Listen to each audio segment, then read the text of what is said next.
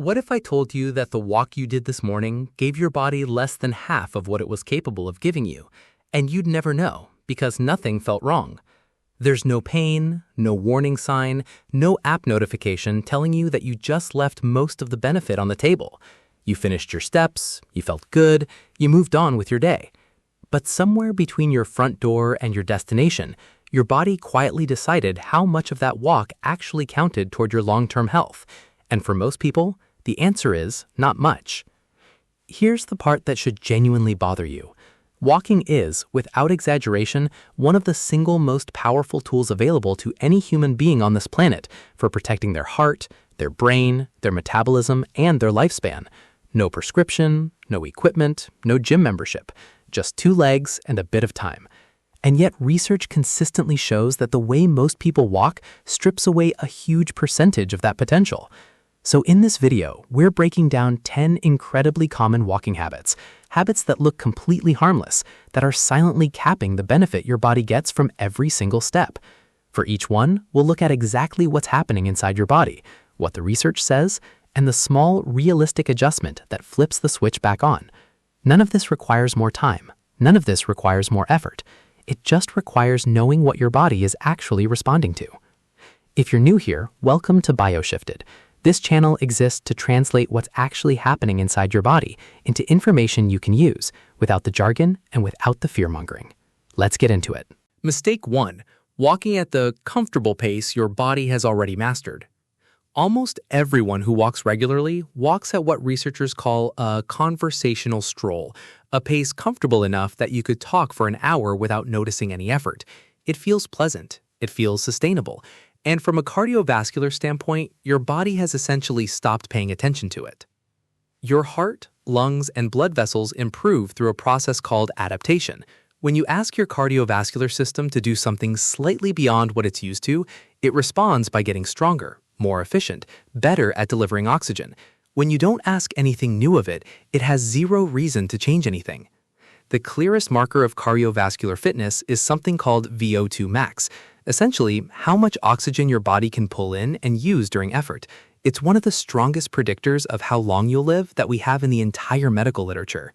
A large study tracking over 100,000 people found that people with low cardiovascular fitness had a higher risk of dying than people who smoked, had diabetes, or had high blood pressure.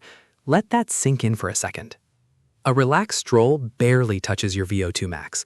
A brisk pace, one where your breathing noticeably picks up, absolutely does. The fix: use the talk test. If you can hold a full, relaxed conversation without your breathing changing, you're cruising. Pick it up until short sentences feel natural, but a long chat would be a stretch. That zone, slightly uncomfortable, not breathless, is where the cardiovascular magic happens.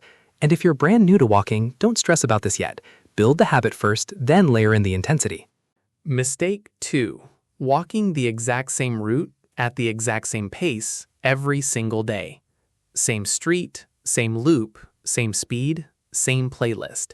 It feels efficient. Your body, however, has filed this entire routine under already handled. When you start walking regularly, your body treats it as new. It strengthens your glutes, quads, hamstrings, and calves, and improves how your cells use glucose and fat for fuel. But within a few weeks, your body has fully adapted to that specific demand. The challenge that used to push you no longer does, because you've literally become more capable of handling it. This is where progressive overload comes in.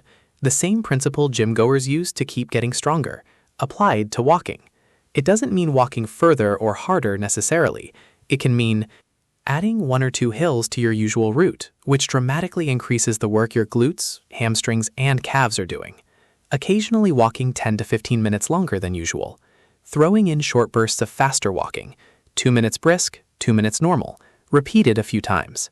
That last one is essentially a beginner-friendly form of interval training, and research published in the British Journal of Sports Medicine found interval-style training to be more effective at improving cardiovascular fitness and insulin sensitivity than steady, unchanging effort. Tiny variation, disproportionate payoff. Mistake 3. Sitting down immediately after eating. This one has some of the strongest research behind it of anything on this list, and almost nobody applies it. When you eat carbohydrates, bread, rice, pasta, fruit, anything starchy or sweet, your digestive system breaks it down into glucose, which floods into your bloodstream. Your pancreas responds by releasing insulin, a hormone that acts like a key, unlocking your muscle and fat cells so glucose can move out of your blood and into storage. If you're sitting still, which is exactly what most people do after a meal, that glucose spike can be sharp and prolonged. Repeated large spikes over years are a major driver of insulin resistance, the foundation of type 2 diabetes, and the huge contributor to cardiovascular disease, which between the two are responsible for an enormous share of all deaths. Here's the workaround your body gives you for free. Contracting muscles can pull glucose directly out of your bloodstream without needing insulin at all. They open their own separate doorway. Multiple controlled studies have found that a short walk after eating can cut the post-meal blood sugar spike by up to 30% compared to just sitting. Even walks as short as 2 or 3 minutes have shown meaningful effects across large populations. The fix?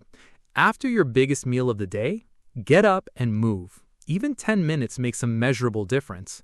If a walk right after eating makes you feel bloated, waiting 15-20 minutes is still well within the window, since the glucose spike typically peaks somewhere between 30 and 90 minutes after eating. And if your only option is to walk before a meal instead of after, that still helps. Your muscles stay more receptive to glucose for a while afterward, too. Mistake 4. Treating one walk as a reset button for a day of sitting. You sit at a desk for 8 hours, then go for a 30-minute walk in the evening and consider the day balanced. Unfortunately, your body doesn't quite see it that way. Research on sedentary behavior consistently shows that prolonged, unbroken sitting carries health risks that a single workout, however good, doesn't fully erase. A well-known analysis published in the Annals of Internal Medicine found that people who sat for long, continuous stretches had worse cardiovascular and metabolic markers, even if they technically hit their weekly exercise targets. Part of the mechanism involves an enzyme called lipoprotein lipase, which plays a key role in how your body clears fat from the bloodstream. When the large muscles in your legs go completely inactive for hours, this enzyme's activity drops sharply, and the walk later in the day only partially undoes that. The fix? Break sitting up, not just total sitting time. Standing or moving for 2 to 5 minutes every 30 to 60 minutes keeps these systems active in a way that one concentrated session simply can't replicate, no matter how good that session is. Mistake 5. Only ever walking indoors. Step count looks identical whether you're on a treadmill, in a mall, or outside. But physiologically, indoor and outdoor walking are not the same activity.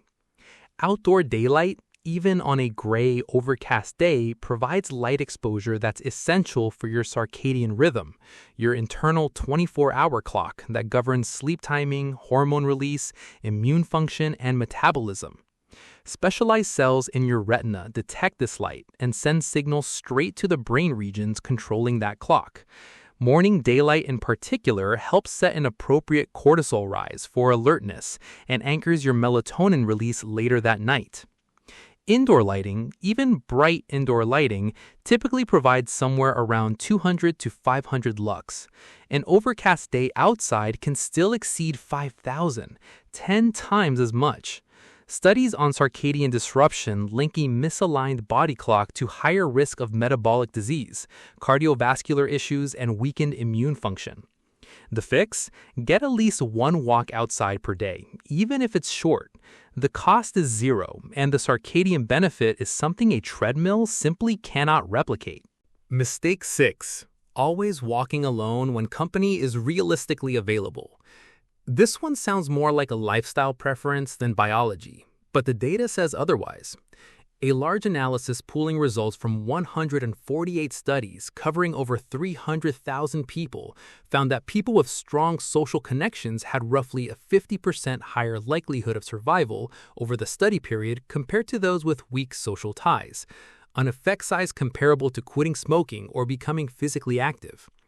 The mechanisms overlap with everything we've already covered. Lower stress hormone levels, better immune regulation, reduced inflammation, and improved mood, all of which feed back into physical health over time. Walking with someone else stacks the physical benefits of movement on top of the social benefits of connection, and tends to make the habit itself far more consistent, since you're less likely to skip a walk you've committed to with another person. The fix? When you have the choice, walk with someone. If you don't, that's genuinely fine. The walk itself is still the main event. Mistake 7. Never changing the surface you walk on. Pavement and pathways are flat, predictable, and comfortable, which also means your body uses almost the exact same muscles in the exact same pattern with every step forever. Walking on uneven surfaces, grass, gravel, woodland trails, gentle slopes, forces constant small balance adjustments that engage the stabilizing muscles around your ankles, knees, and hips in ways flat ground simply doesn't. These stabilizers matter enormously for joint health and for preventing falls later in life. One study published in the Journal of Experimental Biology found that walking on irregular terrain significantly increased muscle activation and energy use compared to flat or treadmill walking at the same pace, meaning more benefit for the same time invested. For older adults specifically, this matters a lot. Falls are a leading cause of serious injury and lost independence after 65, and the coordination required to navigate uneven ground is a skill that fades quickly without practice. The fix? Where it's safe to do so, swap a section of pavement for a grass verge or a park path now and then. If unsteady footing is a genuine risk for you, skip this one entirely. Safety comes first, always. Mistake 8. Saving up activity for one big walk instead of spreading it out. A long, ambitious hike once a week, followed by 6 days of almost nothing, feels like it should count. But the research consistently shows that shorter, more frequent walks beat one big occasional one, even when the big one covers more total distance. A large study published in JAMA Internal Medicine found that even short, consistent bouts of walking, as little as 10 minutes at a time, done regularly throughout the week, produce significant reductions in cardiovascular risk and overall mortality. The cardiovascular and metabolic adaptations we've talked about throughout this video require a repeated, regular signal to stick. One big effort followed by silence doesn't give your body that signal. The fix? A few shorter walks spread across the week will outperform one long walk on the weekend almost every time. Mistake 9. Wearing the same walking shoes long after they've worn out. Every step sends force traveling up through your foot, ankle, knee, hip, and lower back, and each joint relies on the one below it to absorb and distribute that force correctly. When the cushioning inside your shoe breaks down, which often happens invisibly since the outside can look fine while the inside has collapsed, that force goes somewhere else, straight into your joints. Research published in the Journal of Orthopedic and Sports Physical Therapy found that worn shoes meaningfully increased stress on the knee joints with every step, in ways linked to cartilage wear over time. Most walking shoes lose meaningful cushioning somewhere around 500 to 800 kilometers of use, and there's rarely any sudden pain to warn you. It builds quietly, step by step, over months and years. The fix? This isn't about expensive shoes, it's about replacing them before they quietly start working against your joints, especially if you've noticed new knee or hip discomfort creeping in. Mistake 10. Believing walking can make up for what you eat. This is the one worth being completely honest about.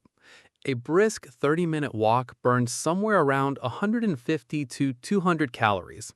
A single chocolate bar, a bag of crisps, or a large takeaway can easily contain 3 to 5 times that.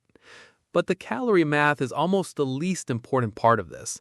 The damage caused by a diet high in ultra-processed food, chronic low-grade inflammation, disrupted gut bacteria, blood sugar instability, gradually worsening insulin resistance, works through a completely different biological pathway than the one walking influences. A large study covering over 40,000 people, published in the British Journal of Sports Medicine, found that high levels of physical activity did not cancel out the cardiovascular risks linked to a poor diet. Both factors mattered independently, side by side. Walking strengthens your heart, improves how your muscles use blood sugar, and lowers cardiovascular risk. It doesn't switch off the inflammatory signals a poor diet keeps sending. They're two separate levers, not one substitute for the other. Here's the truth this entire video has been building toward. Nothing here asks you to walk more, walk longer, or push yourself harder than you're comfortable with. Every single one of these 10 adjustments is about taking something you're likely already doing and quietly unlocking the version of it that your body has been waiting for. A touch more intensity, a little more variety, a short walk after your biggest meal, a few extra minutes outdoors, breaking up long stretches of sitting, and remembering that walking and eating are two different tools, working on two different systems, both of which matter. If you're walking regularly already, genuinely, well done. You're doing something that the research consistently ranks among the most powerful tools we have for long-term health, full stop. These small refinements, applied consistently over months and years, are the difference between walking being a nice habit and walking being one of the most effective preventative health strategies available to you, for free, for the rest of your life. If this helped you see your daily walk a little differently, hit subscribe. There's a lot more where this came from, and I'd genuinely love to have you back for it.